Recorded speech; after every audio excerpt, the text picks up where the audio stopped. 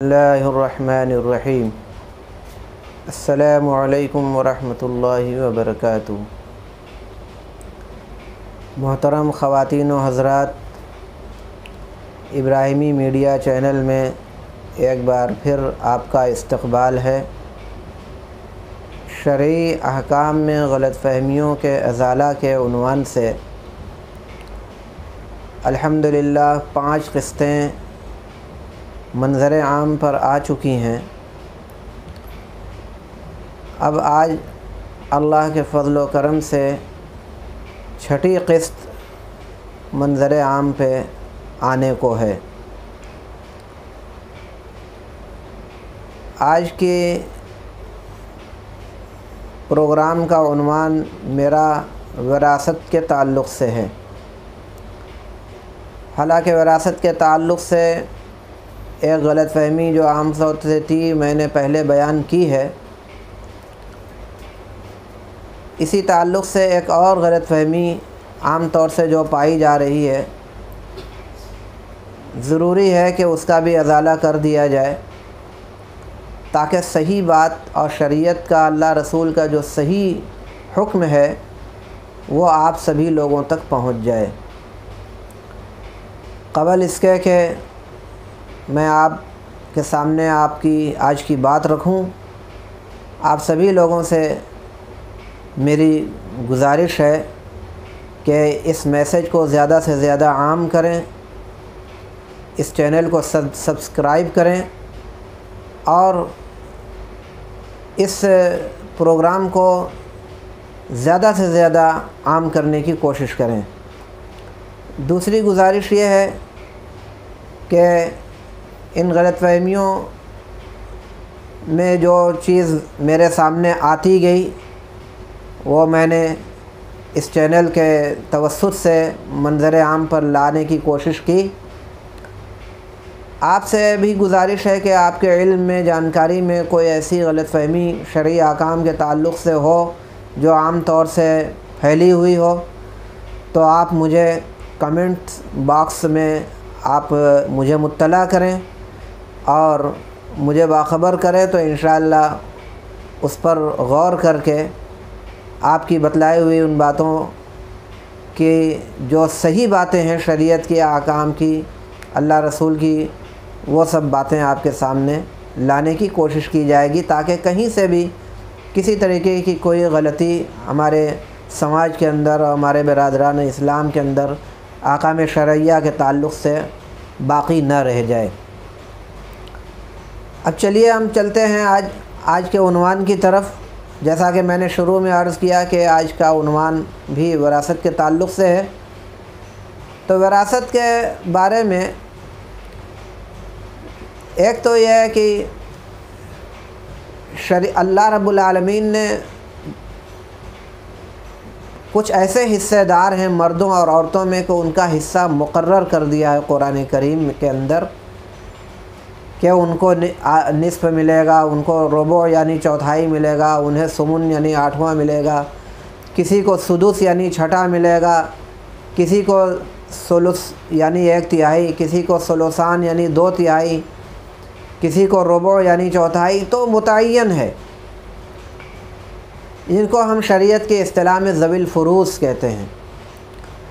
اور کچھ ایسے حصے دار ہیں جن کا حصہ متعین نہیں ہے، ان کو ہم اسبا کہتے ہیں شریعت کی اصطلاح میں۔ اسبات میں بھائی اور بہن بھی آتے ہیں۔ بہن اگر تنہا ہے، بھائی اس کے سگے نہیں ہیں، تو وہ ذوی الفروض میں شمار کی جاتی ہے، اس کا جو مقررہ حق ہے وہ اسے ملے گا تعداد کے اعتبار سے۔ لیکن بہن اپنے بھائیوں کے ساتھ ہے تو ایسی صورت میں وہ بہن اسبا ہوتی ہے، اور ذوی الفروض کی ادائیگی کے بعد جو کچھ بھی حصہ باقی رہ جاتا ہے وہ بھائی بہن آپس میں بانٹ لیتے ہیں۔ تو یہ بھائی بہن جو حصہ بانٹتے ہیں آپس میں، اس کے بارے میں خاص طور سے میرا کہنا یہ ہے کہ یہ بہنوں کا کوئی حصہ مقرر نہیں ہے۔ ایسی صورت میں بھائیوں اور بہنوں کی تعداد کو دیکھتے ہوئے ان کا حصہ لگایا جاتا ہے۔ یہ وضاحت اس لیے کر رہا ہوں کہ عام طور سے یہ غلطی میں لوگ مبتلا ہیں کہ لڑکیوں کی تعداد چاہے جتنی بھی ہو، انہیں 4 آنا یعنی 25% دینے کے بعد جو کچھ بھی بچ جائے وہ باقی حصہ بھائی کا ہو جاتا ہے۔ یہ ایک غلط فہمی کے اندر لوگ مبتلا ہیں، جیسا کہ میرے پاس کچھ مسائل اور سوالات اس طریقے کے آتے رہتے ہیں، تو انہی لوگوں کی غلط فہمی کو دور کرتے ہوئے یہ عرض کر رہا ہوں کہ یہ جب بھائی اور بہن دونوں موجود ہوں تو بہن کا حصہ مقرر نہیں ہوتا، بلکہ بھائیوں اور بہنوں کی تعداد کے اوپر اگر 2 بھائی 1 بہن ہے تو بھائی کا دوہرا حصہ ہوتا ہے، بہن کا اکیرا حصہ ہوتا ہے، یعنی بہن کو سنگل، بھائی کو ڈبل۔ اس طریقے سے 1 بھائی 1 بہن کی صورت میں جتنا بھی ترکہ ہے وہ 3 حصے میں بانٹا جائے گا، 2 حصہ بھائی کو، 1 حصہ بہن کو۔ 4 آنے کا کوئی تصور نہیں ہے، 25% کا کوئی تصور نہیں ہے، بس اس کو 3 حصے میں بانٹا جائے گا۔ اسی طریقے سے 2 بھائی 2 بہن ہیں تو 6 حصے میں بانٹا جائے گا پورا ترکہ، 2 حصہ دونوں بھائیوں کو، 1 حصہ دونوں بہنوں کو۔ یا اسی طریقے سے مان لیجئے 5 بھائی اور 2 بہن ہیں تو 12 حصہ میں پورا ترکہ تقسیم کیا جائے گا، 2 حصہ 5 بھائیوں کو، 1 حصہ دونوں بہنوں کو۔ یا فرض کیجئے کہ 6 بہن 2 بھائی ہیں تو 10 حصے میں ترکہ تقسیم کیا جائے گا، 1 حصہ 6 بہنوں کو اور 2 حصہ دونوں بھائیوں کو۔ اس طریقے سے تقسیم کرنے کا اصول اور ضابطہ ہے۔ یہ سمجھنا کہ 25% یعنی 4 آنا بہنوں کو دے دیا جائے، چاہے بہنیں جتنی بھی ہوں تعداد کے اعتبار سے، اور پھر باقی حصہ بھائیوں میں تقسیم کر دیا جائے، تو یہ سراسر غلط فہمی اور لا علمی کی بات ہے۔ حقیقت میں اس سے شریعت سے اور حقیقت سے کوئی بھی تعلق نہیں ہے۔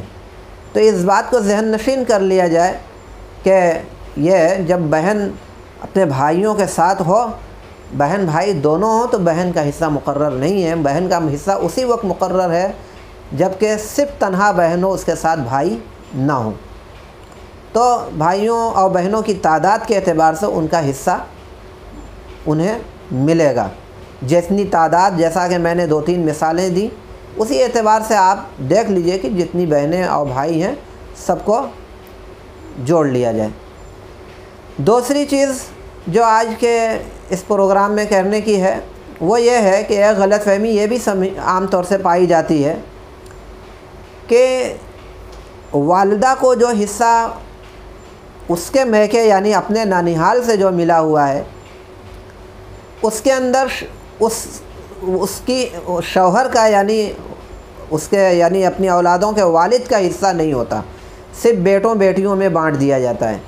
یہ بھی ایک غلط فہمی ہے اور شرعی احکام سے ناواقفیت کا نتیجہ ہے۔ ترکہ چاہے باپ کا ہو یعنی دادی حال سے، اس میں بھی جس طریقے سے تقسیم ہوتا ہے اسی طریقے سے ترکہ چاہے نانی حال کا ہو تو اس میں بھی اسی طریقے سے تقسیم ہوگا جیسے دادی حالی حصے سے تقسیم ہوتا ہے۔ دادی حال اور نانی حال کے ترکے میں تقسیم کے اندر کوئی فرق نہیں ہے۔ تو نانی حال سے جو ترکہ ملا ہے مرحومہ ماں کا، تو اگر شوہر یعنی جو مرحومہ کے بیٹے لوگ موجود ہیں، اس کے باپ اگر موجود ہیں تو ان کا جو حصہ مقررہ ہے، اگر اولاد موجود ہے تو 4 آنا یعنی 25% اس کو ملتا ہے شوہر کو، تو ان کو دیا جائے گا۔ ایسا نہیں ہے کہ انہیں محروم کر دیا جائے یہ کہہ کر کہ بھئی یہ تو دادی حال کا ترکہ نہیں بلکہ یہ نانی حال کا ہے، اور نانی حال کے ترکے میں صرف بیٹی بیٹے کا حق ہوتا ہے اور شوہری حق شوہر کو نہیں ملتا، یہ کہہ کر شوہر کو محروم کر دینا یہ غلط فہمی کی بات ہے اور بہت بڑا گناہ بھی ہے کہ کسی کو اس کے حق سے محروم کر دیا جائے۔ تو اس غلط فہمی کو بھی دور کر لیا جائے اور ان باتوں کو عام طور سے پھیلایا جائے اور اس میسج کو بھی خوب زیادہ سے زیادہ شیئر کیا جائے تاکہ جو غلط فہمیاں عام طور سے پائی جاتی ہیں وہ دور ہوں۔ آج کے اس پروگرام میں بس یہی 2 چیزیں آپ کے روبرو میں نے بتلائیں، اس کو ذہن نشین کر لیں۔ اور جو میں نے شروع میں گزارش کی تھی کہ آپ کے بھی ذہن میں یا معلومات میں کوئی ایسی چیز ہو جو عام طور سے جو غلط فہمی کا شکار ہوں شرعی معاملات میں، تو آپ مجھے بتلائیے، مطلع کیجئے۔ انشاءاللہ میں اس چینل کے توسط سے صحیح باتیں شریعت کی روشنی میں، قرآن و حدیث کی روشنی میں منظر عام پر لانے کی کوشش کروں گا۔ اللہ تعالی ہم سب لوگوں کو دین کی صحیح سمجھ عطا فرمائے، احکام شرعیہ کے مطابق ہمیں زندگی گزارنے کی توفیق مرحمت فرمائے۔ آمین۔ والسلام علیکم ورحمۃ اللہ وبرکاتہ۔